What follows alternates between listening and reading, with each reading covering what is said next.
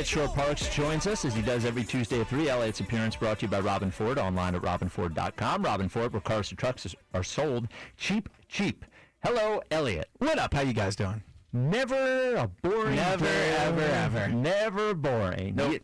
You would say, oh, they won the Super Bowl. They're 8-3. Should be pretty boring. Nope. Well, good news. Hard Knocks is starting this week, so It's only about to get to another level of distraction. They were filming us last night. Were they filming you guys? They filmed the. Yeah. Did you talk to them? No. Oh, okay. No, All listen, right. they didn't film the Players Lounge. Oh, wow. No, but they got the end of our show. Oh, they did? Yeah. Oh, okay. So they got some of the afternoon show. Oh, there you go. I do think, now that I know they'll be filming there, I have to make sure I really, dress nicely. Well, Jordan came in with this. Yeah, Jordan was dressed up. Lower Marion Kobe varsity jacket. Yeah. I'm like, what is this? Oh, I see what's Normally it's going the on. team sweats. Yep. Hey, got to be camera ready. Yes. Right. Yeah, he's smart. And I'm hoping after, the appearance on Hard Knocks that I will go national. Yeah. I will be a big star. Yes. Yeah. I'm sure it'll be very kind to us. Carry the show with you. No, come on, man. The people were right. Yeah. My show. I said that very early. Elliot, so we open up the show. I'm thinking about Jalen, and I'm thinking about the offense. Yeah. And I said he should run more. I think he should run 8 or 10 times a game. And the reason I'm thinking is if you were to give what are Jalen's best attributes, I think everybody would get to running pretty quick. I said top 3, probably. We talk about it. Mm-hmm. We talked last year about how that was advantageous to Saquon, his ability to run. When you go back to 22, he ran 165 times in 15 games. And I understand saving him. But I sort of think they're in this spot now that if they don't do something for the offense, that we could unravel a little bit. What are your thoughts on Jalen running more? I would be fine with it. I think it would be a smart thing for them to do. I do think it would help open up the offense. I also think it would help keep plays on track. I think when you drop him back a ton, it does throw the offense off in terms of timing. I don't know if a strength of his is playing on time. And so I think when you have designed running plays, those just go. So I think it would help the offensive line. I think it would help Saquon. And I also think it might help Jalen get in a bit of a rhythm. I mean, I think Jalen is definitely a player that plays with emotion, and I know he doesn't show it on his face all the time, but I think if he were to have big plays early, it would help him. So I don't think that would solve the offensive problems. I think there is something else that would clearly fix it, but I do think that would help. You said you think there's something else that would clearly fix it? Well, I think the penalties. I'm not saying schematically. I think How about running the football? I don't think they'd be able to run the football. So I think yes, I agree. That would be awesome. Yeah, I don't think they can stop getting penalties. They've been undisciplined all year long. Yeah, but I think that's easier to do than it is to start running the football at a high level. Yeah. I'm not equating it to turnovers as much because I do think turnovers is the ultimate indicator of winning. But if you were to tell me they would get 3 or less penalties in every game the rest of the year, I would feel very, very good about their chances of going to the Super Bowl. I don't think the problems on offense are schematic I just think it's the penalties. I mean, they were 2 or 3 penalties away from this past Sunday of putting up 30-plus points easily. Against the Cowboys. Yeah. Well, it's not the main problem. The main problem is not being able to run the ball. No, I think the main problem is the penalties. Oh, that's crazy. Well, I think if there wasn't for the penalties, now it is both to an extent, but if they were not penalized as much, they would be scoring, I think, at least another touchdown to 10 points a game. 10 points a game. Well, think about this past game, right? They had the big play to Devontae that got them to the 12. They're the number 1 red zone offense in the league. I think it's a bit skewed because they don't get there a ton, but they are very good in the red zone. So I think they could have scored there. That's 7 points. Jake Elliott missed a kick. That's not penalty related, but that's another 3 points right there. They at the beginning of the third quarter, they had that 20-yard play to Goddard that got pulled back. There's games all year against the Packers. Jalen fumbled it in the red zone, not a penalty, but a self-inflicted wound. But that's not. I know. You're right. I shouldn't. I was just thinking of instances they blew in the red zone there. Yeah. But the penalties have absolutely hurt them. And I think if they were not penalized as much, you would see the offense play better overall, including the running game. I think to Ike's point about just solving it, and you said 3 less penalties a game. I think they're at 7.4. No, I said if they got 3 penalties or fewer per game, I would feel there's no chance. I mean, that's cutting it in half. And that is my concern. Yeah. I don't know if they can do it. I just think that's the biggest problem. And that's what I think is tough to gauge them, because I think at their best they can beat any team in the NFL, but I also think they've gotten to a point where they could lose to any team. Like, I don't know if there's a single opponent right now we're going into it, I would say they are definitely winning this game. Now this is where the running game has contributed to the success of this team in years past. And I know they can't run the football now. And if they can't get that fixed, then maybe we're going to have to rethink our expectations, because we can wish and hope that Jalen becomes this thrower every week that's going to throw us to wins. We know that's realistically not going to happen. You need the complementary running game. This team's most successful years under Nick Sirianni has been with a top rushing football team. And I understand some of those years he was a part of that. He's a little bit older, and he's more injuries away from where he ran as frequently as he did in 2022. You think about the injuries that he's had, they've all come on quarterback-designed runs. The one in Chicago, the one that happened up in New York, the concussion last year in Washington, all of these things are come on quarterback-designed runs where you're giving a team more opportunities to hit him, and eventually it's going to add up. He's gotten away with some, but eventually he's going to get caught with a shot, and now you're dealing with not having the guy out there. So I do think I know that some people may think that's not all bad, but I'm not one of those people. They clearly have a better chance to win with Jalen in there right now than Tanner McKee. I don't even think that's a debate right now. I think Jalen has experience that Tanner does not. So from a running perspective, though, you're right that he has been injured on designed runs. I still think if you watch other quarterbacks around the league run, Jalen is very smart at the end of runs. He does not often take big hits. And you think about other quarterbacks they've had, like Vic. Vic never was a quarterback that slid. And for years we talked about, well, they can teach him how to do it. Carson, same thing. I just think some quarterbacks have it in them to do it. Jackson Dart, I don't think he'll ever be a quarterback that slides. They're talking about it up in New York.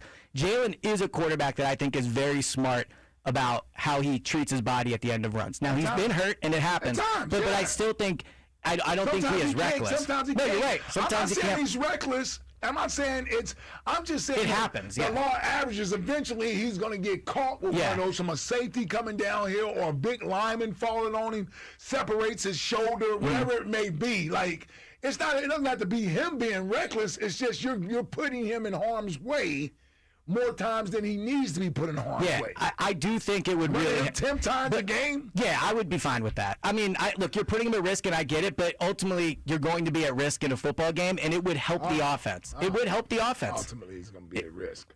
It would be. Yeah. I mean, it's the same thing as Saquon with the going for the record, right? Like, I was willing to risk Saquon's a running back at 235 pounds that's accustomed to taking contact, albeit not this year. Yeah, I was going to say. Yeah, he doesn't take a lot of contact this year, but he's still a running back. Yeah. No, I agree, but it would really help the Eagles' offense if Jalen became a running threat again. I agree. Yeah.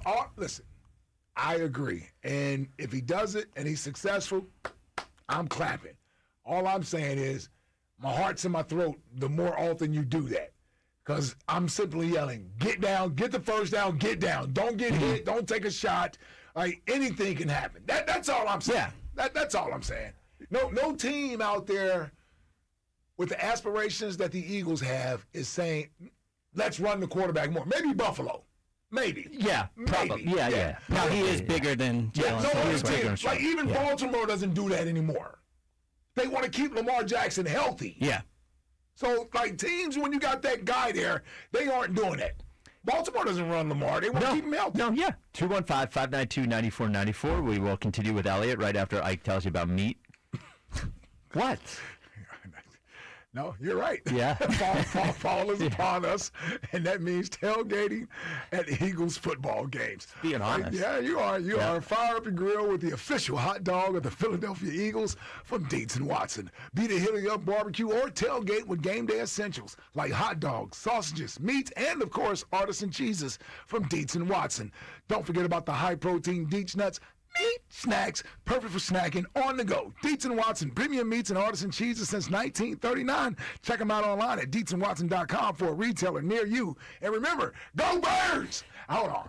Before you start up, I want you to realize I did that without taking my glasses off. Oh. playoffs. The eyesight's heating up. Yeah. Not really. That's a shorter read. That's a shorter read. I can get through that one. So, Eliot, it is two questions on the blackout for Friday. So it's a blackout. They're wearing black uniforms. They're asking everybody to wear black. Yeah. The first thing is, are you going to wear all So black? I did have my suit. I already got it dry cleaned and everything. But should I go to should I go to? I don't have a black suit. I don't have a black tux. Get a black suit. You don't Which is wear before black. Friday. You want a black suit to the game? No, he's suggesting it because of the blackout, and I like the idea. Now I could do a black shirt and a black tie. Yeah, I'm wearing all black. And black pants. I'm wearing all black. I'm Yeah. wearing a black hoodie. Well, now I might feel left out. It's going to be cold as hell. Come on, man. You look so cool. All Yeah, I those would other look cool. sloppy beat writers there, and you right. rolling up. You're convincing me. All black, Yeah. all black tie. Yeah, you're right. Oh, you're right. come on, I'll man. think about it. The one thing I want to do is I want to do the Eliot walk-in like they do with Devontae.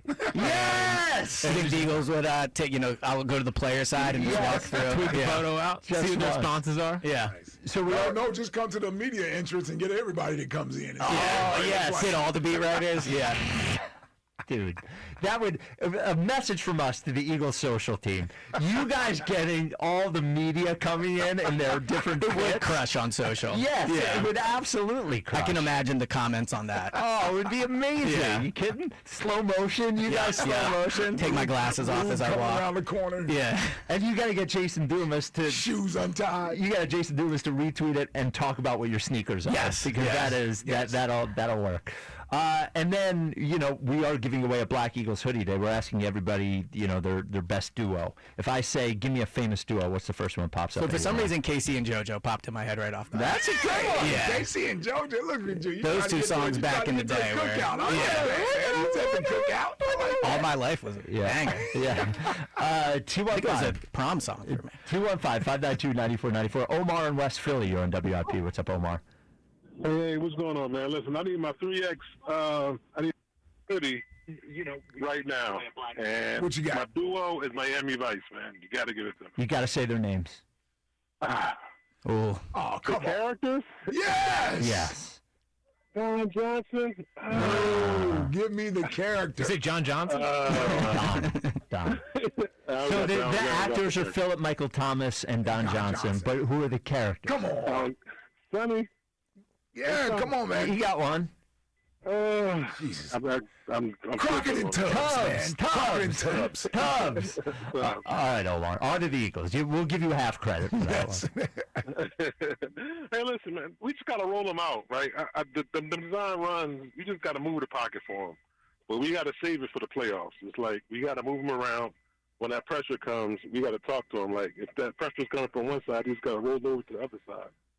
But Give him a little more run pass option stuff.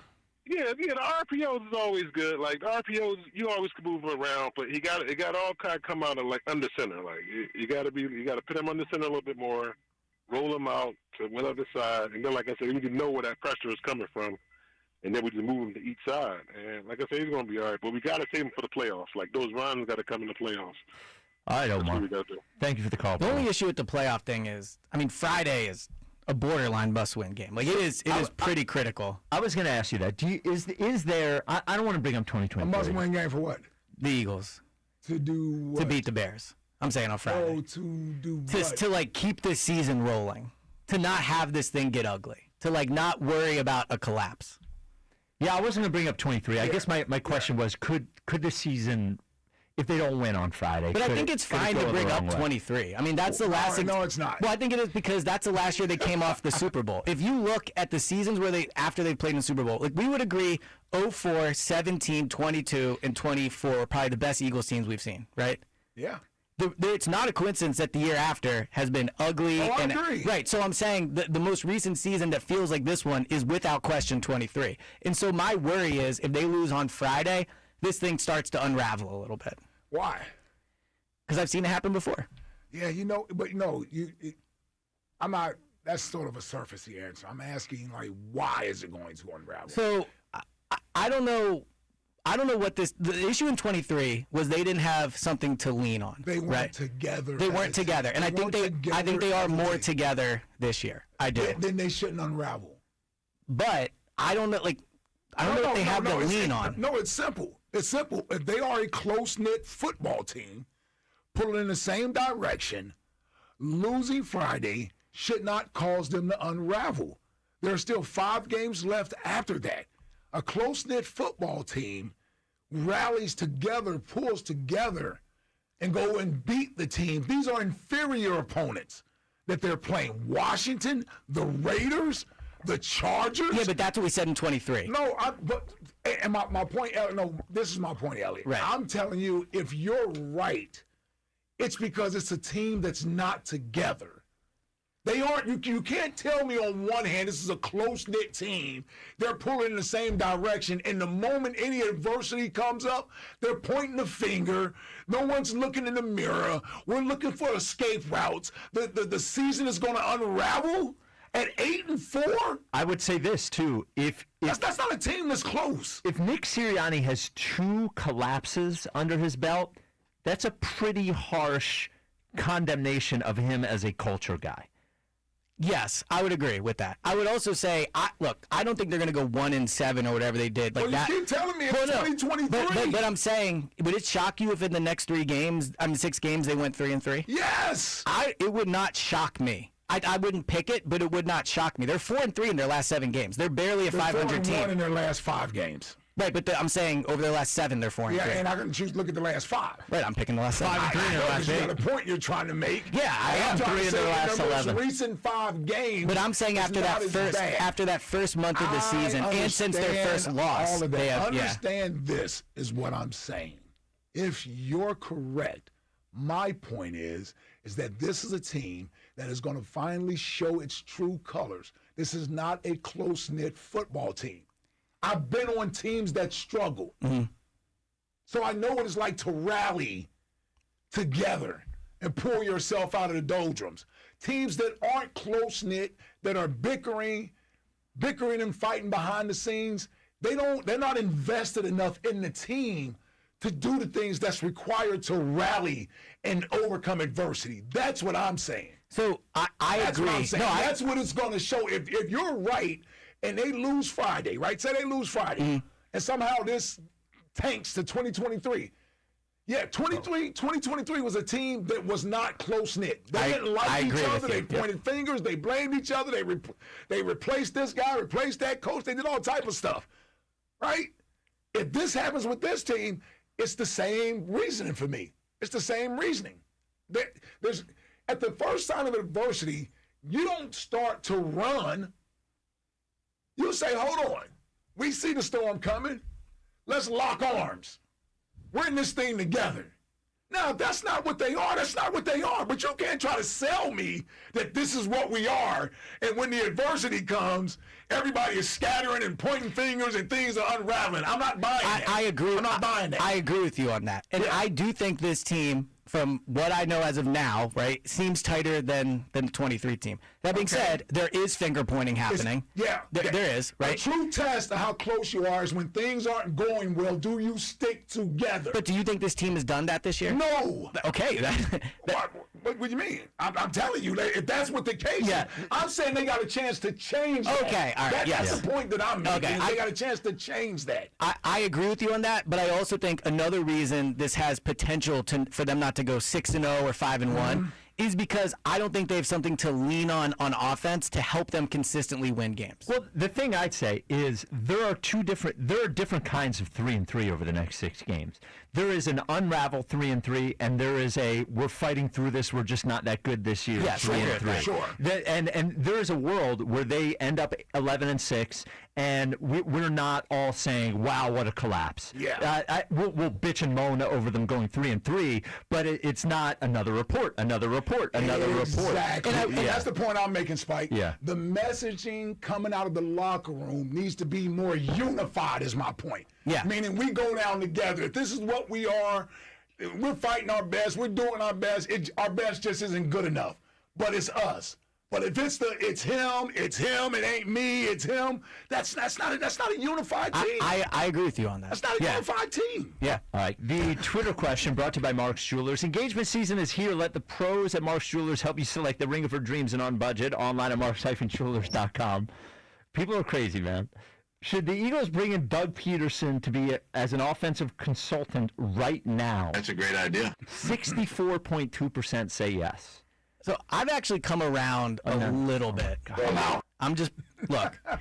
I do not think the coaches are the problem, but I am deep enough in the season that I am not against the idea of bringing in not Doug or just somebody that could get a fresh set of eyes on things. That's what I wanted heading into the season.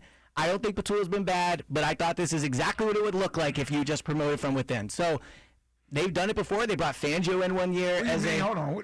On one hand, you're saying you don't think he's been bad, but then you're saying this is exactly what I thought would happen. Exactly. Well, if Kevin Petullo and Nick Sirianni are good coaches, don't you think they would forget about bringing somebody in, some official capacity? Aren't they calling one of their trusted confidants and say, hey, can you take a look at this for me? Tell me if you see it. Or maybe they see it. I just don't see a negative in it anymore. As long as they're on board with it. Now, that would be the key part. I don't want this guy walking in where Nick and Kevin don't want him there, but I don't think it would hurt to have a fresh set of eyes that might be able to say, hey, I know you're doing it this way, but I've always done it this way. What do you think of that? So speaking of which, Peter Schrager was talking about the simplistic offense that we've been yelling and screaming about. Here is what he had to say. Here's what I'll say about Kevin Petullo. He comes from that Frank Reich tree. He comes there from Nick Sirianni. What? When he was with Phil Rivers and they were with the Colts, they used to throw the ball all over the yard. And Sirianni and Reich likes to throw the ball. They used to do motion. You're not seeing any of it. You're seeing basically, can AJ and Devontae go one-on-one? Can they make their plays? Can Saquon break a tackle? And that's the offense. Like, this is not a guy who just woke up and was handed the job here. This is a guy who's had a career learning about offenses and designing offenses. And I don't think it's necessarily by design that this is the offense that it is. It seems like maybe this is what he thinks is their best chance to win, given what they've got at the quarterback spot and what they've got going with offense. Like, trust me, he knows how to do all the stuff that we see, all the bells and whistles. They're not even trying it. So that's the red flag to me. Like, why not give this offense a chance to do something creative? Why not give this offense a chance to run some of the exotic stuff that his offenses have run before? This is where I always end up. Yeah. It is like, it's always been simple. It's always Yeah, it been was simple simple. when Shane Steichen ran the offense. Yeah. It's always been simple. And to be fair, they have been, a top 10 offense every year pretty much. So like it's not like they have been really bad this year. They're not normally this bad. Even 2023, this is the worst offense. This is the worst they have been. But it's also the worst offensive line. Agreed. And I think that is obviously a huge part of it. A lack of a running game, like Ike said, is a huge part of it, for sure. And listen, while I'm not sitting here trying to blame Kevin Petullo for everything, the idea, if I'm reacting to Peter Schrager's report there and what he's saying, they coach Phillip Rivers. First of all, you coach Phillip Rivers in year, 17 or 18?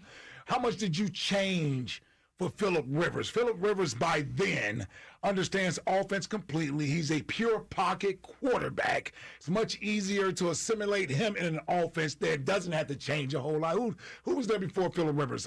Andrew Luck. Andrew Luck. Yeah. Another pocket thrower, with some athletic ability. And by the way, Phillip Rivers threw 24 touchdowns and 11 interceptions. It's not like he threw 40 touchdowns to 8 interceptions. He didn't. And I don't think they won a playoff game. He didn't lead the league in passing or anything of that nature. No, I think the point mostly from Schrager is they weren't running 4 guys all running hitch routes. Mm-hmm. Like he understands. That is where I end up too.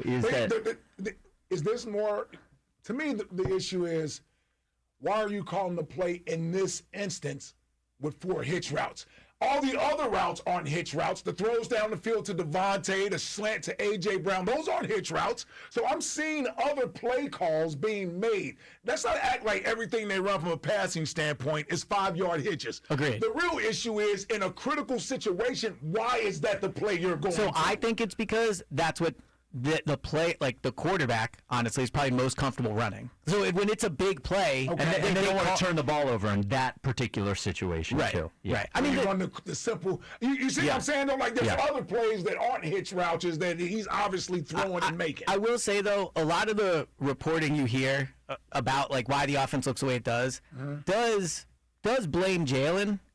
I would just say the coaches better be right that Jalen either doesn't want to do this other stuff or can't do it. Because I think it's a little unfair for it always to be like they do it because Jalen can't do it. They do it because Jalen can't do it. And I do think that is why. But maybe they have to try to get Jalen out of his comfort zone more. I don't know. You don't think they've tried that? In No, I'm practice? sure they have. Yeah. I mean, I'm You don't sure think they they've have. tried it? They definitely have. So on you gave him what, a C on the first? I gave him a watch? C- on the first one, and I knocked him down to a D. A D on the rewatch. Yes. Why? So as a Yeah, I actually felt better after rewatching the game. What made you look? How did you? rewatch I actually the came game? away less impressed with the start of the game as well. He was good at the start for sure. I think Jalen's accuracy has really taken a step back this year. Even just Go ahead. well, even the touchdown to AJ, right? And you can say this is nitpicking, but the touchdown behind him. The touchdown to AJ is behind AJ and up high. There is nobody within 5 yards in front of AJ. That could have been a way easier So throw. let me ask you this: how was Jalen's view? Was it obstructed? He had did- somebody in his lap. So it looked to me like he had maybe someone. He sidestepped to the right a little bit, but I thought he could still have made a better throw. That's easy for you to say. Well, of course, I'm just saying that. My point is that I have issue with quarterbacks' accuracy if they're standing there with the ability to throw the ball and it's not being obstructed. Quarterbacks have to make throws with guys in their lap. Agreed. Guys hitting their arm when they throw the ball. All of those types of things affect accuracy. I got issue with their accuracy if you don't have any pressure at your feet, you didn't have to reset your feet, and you're just standing there and you miss a throw. Yeah, so I agree with you on that. My initial watch, and I'd have to rewatch again, is thinking that he was not impacted by the throw. But if I rewatch it, maybe I'll see it that way. But there have been throws this year. Talk about this game specifically. Okay, so this game as well. Yeah. I thought there was the deep pass to Devontae. Devontae obviously had to make a huge adjustment to go and get it. There was a big pass to Goddard down the field in the first half. I thought he overthrew. There's just been too many times this year where it feels like there have been throws Jalen normally makes that he doesn't make. And one thing I think hurt the offense this past Sunday is when we're going to say, why can't they move the ball consistently? Why isn't Patullo getting guys open? I'm not saying guys are open all the time, but there are enough times through watching him all year on Sunday where guys are open and he just flat out misses them. Yeah, listen. I think the Green Bay game, I saw that. The Calcaterra throw in the Green Bay game. Listen, Yeah. I've seen that. I'm not Yeah, saying that you're wrong that it never happens. I just think for a guy who completes almost 70% of his passes, I don't know how inaccurate he can be. Yeah, he actually had a perfect game throwing the football. Yes, you're going to miss some throws. Agreed, yeah. You're going to miss some throws. Every quarterback does. I watch it every Sunday. Yep. I watch Brock Purdy, who one year led the NFL in QBR and quarterback rating, overshoot guys left and right last night. Like, you're going to miss throws at times. Now, it doesn't mean to me that that's a major issue with him. I don't think his accuracy has been an issue.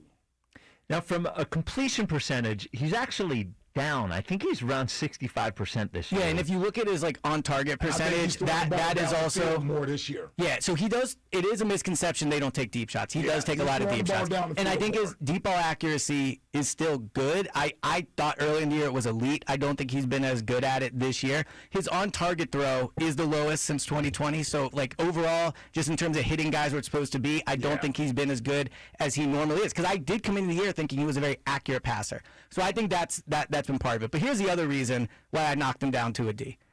If the offense is terrible for 2.5 quarters, Jalen has to catch blame for that. I mean, why? Because he's the quarterback.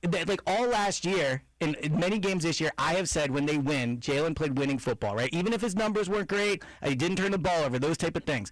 Jalen has a huge say in what play is run. He has a huge say on where the ball goes. And for 2.5 quarters, the offense didn't get in the red zone. That is on Jalen. If I'm going to give him credit when they win. Hold on. When you watch the game, that's what you felt. I felt that Jalen deserved blame for part. I mean, he took the sack on 3rd and 2. I'm talking about 2.5 quarters. Yeah, I'm saying I thought Jalen did not play well for 2.5 quarters. I rewatched the same game. I'm telling you, I felt better. What did you feel? I'm curious what you felt better about. I felt better that most of his throws that he didn't complete, he was impacted by the rush somehow. And then he had 4 or 5 throws that he actually completed that were called back and nullified because of penalties. Dime throws that he made. The throw he made to A.J. Brown, I don't know how many times he's made that throw this year, where he hits A.J. on the slant on time. We talk about him with anticipation and being on rhythm. I thought he was doing a lot of those things very well. What happened is they became so predictable that now the defense is just sitting back waiting on you to throw the ball. There is no real complexity to your offense that makes the defense have to think more. There's no pre-snap motion. There's nothing, we call it eye candy. There's nothing that makes the defense have to adjust to put you in a good position. Now, some could say that's Jalen because he doesn't like doing that type of stuff. And that's fair. If that's what you believe, that's fair. I'm just saying when I'm watching that game, I didn't have the same negative feeling that I had initially watching the game. I thought he played a relatively good game where he could have very easily threw for 350-some yards. As a matter of fact, Dak was fortunate because Dak threw 3 interceptions easily in that game. Yeah. Easily in that game. And his numbers would have looked completely different. That's me. All right, we'll continue this after. So Friday is Black Friday.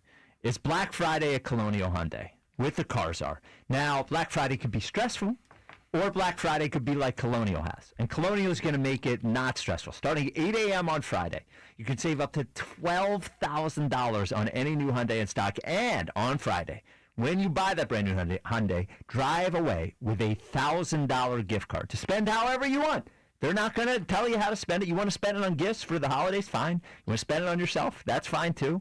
So head over, Colonial Hyundai, Black Friday, over 200 brand new Hyundais in stock, the biggest incentives of the year, up to $12,000 you can save on any new Hyundai in stock, plus a $1,000 gift card with your purchase.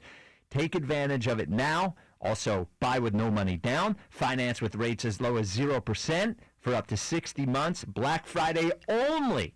$12,000 off any new Hyundai and a $1,000 gift card with your purchase. Online, you can go to colonialhyundai.com 24/7. Colonial Hyundai, the fast, easy, better way to buy Hyundai. Offers can't be combined. $1,000 gift card at dealer listed price on new vehicles. See store for details. All right, so Eliot, yes, you had during Vic Fangio's press conference last week a bit of a controversy. Yes, in that you told John McMullen, pipe down, I'm talking.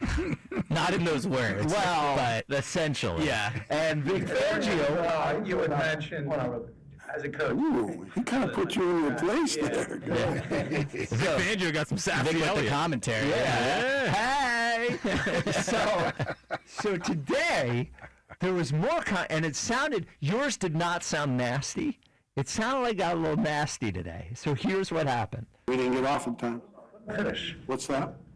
When you're shut up. When you're let that finish the answer. Now you're asking. They're wasting. We're good. When it comes to call. So there was a shut up in there. Yeah. And Shut up, Rube. Yeah. Hear that again. We didn't get off in time. Finish. What's that? When you're shut up. When you're let that finish the answer. Now you're asking. They're wasting. We're good. Okay. When So that was a shut up Rube. I heard that clearly. Yeah. So the person being told to shut up was Reuben Frank. Are you able to tell us who told him to shut up? Yeah, I think it's fair. It was John McMullen. Oh, wow. Yeah. So McMullen did not want another step over. No. Did not want another step over. Wow.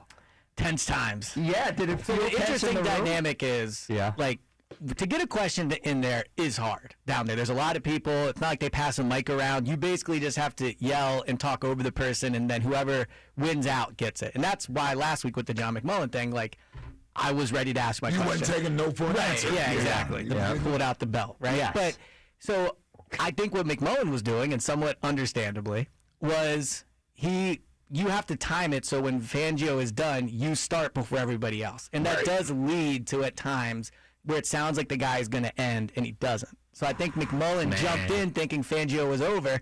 Understandably, it happens fairly frequently. Yeah. It's like a false start. And, Yeah. So they should have penalty flags.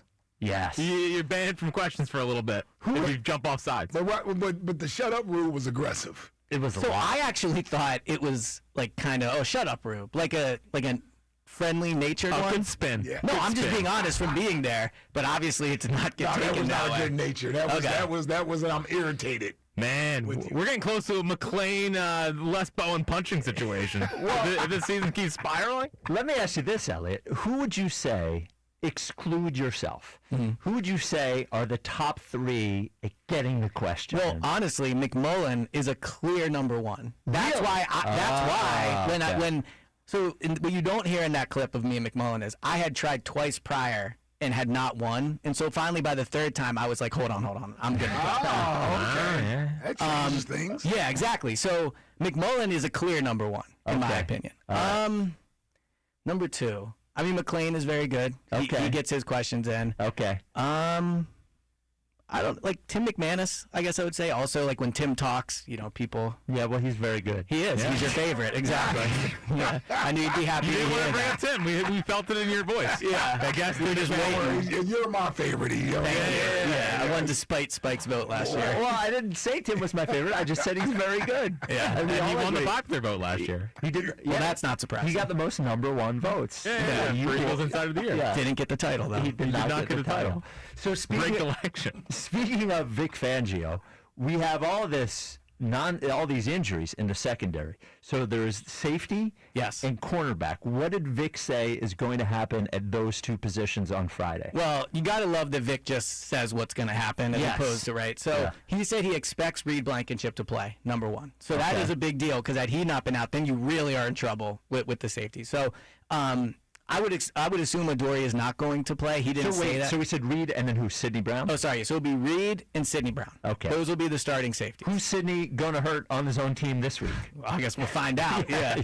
Tough. But it is interesting. I mean, Sidney, I don't think it's a tough spot when you go into the game like that, but I don't think he played particularly well last week. He lost the job earlier in the year, so I do wonder how long of a leash he'll have. Vic, What are the options? Do we well, have? Vic brought up Andre Sam. He said he could be elevated. I'm just letting you know what he said. Where's Lewis Seen? Wasn't he supposed to be the breakout player? For what it's worth, Andre Sam is someone I know, like Christian Parker likes him a lot. Oh, And so yeah. just putting it out there. Yeah. Okay. So if you turn the TV on Friday and you're like, who's this? That's who Andre Sam is. He's been on the team for 2 years. He's been good in training camp. Has never really gotten out there. And then at the other corner spot, I think it'll be Cooper if Adoree doesn't play. At And CB2. At CB2. And I think it'll be Michael Carter at nickel. Yep. And I do think there's a shot, though, that Cooper could move to safety if Sidney Brown is really struggling. He got a lot of reps there in training camp. What is going on And with then Jacory? Keeley. And then real quick, Go ahead. is that Keeley at 2? And to your point, Yeah, I'm like, what's going on with Jacory Jacory and Bennett? I don't think Jacorian's really going to play this year. Wow. I mean, you figure he's behind Adoree, he's behind Cooper, he's behind Keeley because of special teams. Keeley goes up Sure. on Sundays because Sure. of that. And he's been hurt, and he came in late in training camp. So Vic was asked about him today and said, we won't really know until he gets in a game, but it's going to be tough for him to get in a game. I'm just wondering, are we stronger with Coop in his natural position I agree. versus having him out there on that island? And I wasn't impressed with Michael Carter Sunday. I mean, first of all, you take that route on that pick play. You're a DB. You're taught to go in front of the linebackers when you're running across the field. You don't run behind the linebackers. And then you knocked off Quinyon Mitchell. That's not a veteran nickel corner anticipating pick routes and everything that I would expect a veteran to know. Coop does that. Coop goes under. He makes sure he's not getting picked off. There's a signal to Quinyon as he goes over there. In, out. You got him. I got him. None of that happened. You knock off Quinyon. It's a big play to George Pickens, yeah. which causes Crash to come down and injure Drew McCoupa. Yeah. So look at how many bad things happened off that play because of, to me, the route that Michael Carter II took to follow that motion across the formation. Is that a communication thing because he hasn't been here? Yes, because Okay. he just hasn't been here. But Right. somebody like Coop, who's used to being out there playing with those guys and talking about those things. Think back to the play last year against the Bengals when Coop made that tackle on Jamar Chase. That was a designed pick play to get Jamar Chase open and run Coop through traffic and get him picked off. He was able to avoid that communication, go make the big play on 4th down. That's all I'm saying. All I'm saying is, I understand moving Coop out there. I just wonder if is that our strongest unit? I don't like moving Coop out there. I think his game is just better suited for the middle of the field. That's why I would almost rather have him at safety and have him like come up from Yes, the safety box. I agree with that. And do I just think when you take him down the sideline, you're He's taking him out the middle of the play. field. Yeah, he's out of the play. And he is a great tackler. I don't think he has like the long speed. You saw. I know people think it was Sure. OPI, and arguably it was, but like CD had a step on him. Yeah. You know. So and they went after him. I thought that was very noteworthy too. When he went out there, the Cowboys decided they were going to go Yep. after him. So. Yep. And for what it's worth, Vic all year has really sounded like he does not want to move Cooper. Yeah. And I think he's doing it somewhat out of necessity, but he's been clear, like Coop is very, very good at that role. And to your point about the tackling, this might have been, and maybe I'm wrong, but this felt like the first time there were big plays in the middle of the field. Like, Yeah, I agree. across the field. Yeah. You know, slant routes where guys aren't in position to make tackles.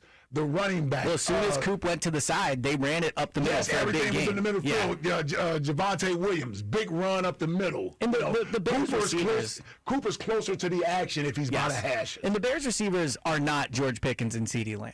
Yeah. Right? So, I mean, I do think you could put Keeley out there and keep Coop at nickel, and I think Keeley should be able to survive out there. Well, clearly Vic doesn't. No, think much clearly of he that. does not. We Yeah, I don't agree. question coach. That's No, right. come On your graphic that's coming out for the game. Yeah, hold on. Move aside, you Yeah. two. Hey, Eliot question. Right under the buzzer. On the graphic you put out on the quarterback one for this week, will Caleb Williams be ahead of Jalen? No. Damn. All right. Where would you put him? I don't know, Jim. I'm not a big Caleb Williams. He's having a good little year. I think he's a future league MVP. Yeah, I think Caleb's going to be good. Wow. Yeah. Okay. Benny. All right. I actually think this Bears team reminds me a lot of the 2021 Eagles. That's a good marriage, Ben Johnson. Yeah, but they throw the that's, ball. That's good for Caleb Williams. He has They a don't throw it a ton, I don't think. They're like No. top 7 in the league in run attempts. Yeah, come on, Jack. Yeah. All right. Do a little homework. All right. You can get the Go Birds. Thank I you, have no Eliot. interest, actually. Thank you, Eliot. Thank you, yeah. You can get the Go Birds podcast wherever you. Is there going to be an ESPN tomorrow night? There's not because of Turkey Bowl. Yeah, Turkey Bowl. Dude, you got bumped for the Turkey Bowl? Hey. I mean, that's insulting. Huge game. Yeah. Yeah. Audubon versus somebody. Well, you can get versus somebody. Wow. You can get the Go Birds podcast wherever you get your podcasts, including the free Odyssey app. Comes out every day. Get your little Eagles update in the morning from Eliot, and then get the pods right after the games as well. Eagles update. Well, it's a smaller pod. It's a good way to start your day. Yeah, it's a 30. Get all the news you need and all my takes. Anywhere from 20 to 40 minutes. Yeah. It's somewhere. in Last week gave you 30 minutes on why Jalen's bigger than the Eagles. there. Yes. The hell does that mean? That's the type of stuff you're doing. Yeah, I think he's bigger than the Eagles. That's why you got to subscribe. Yeah. Dude, you ask why I listen? That's why I listen. Yeah. Yeah. Wow. All right, Eliot. Great job. Good stuff. Yeah. Hey, and great job breaking down the media controversy. Yeah, thank you. I am aware it's a difficult spot for you. I don't care, but Yeah, I'm aware that's of it. clear. Yes, Yes. and I appreciate Happy it. Thanksgiving, bro. Yeah, Thank you. Happy Thanksgiving.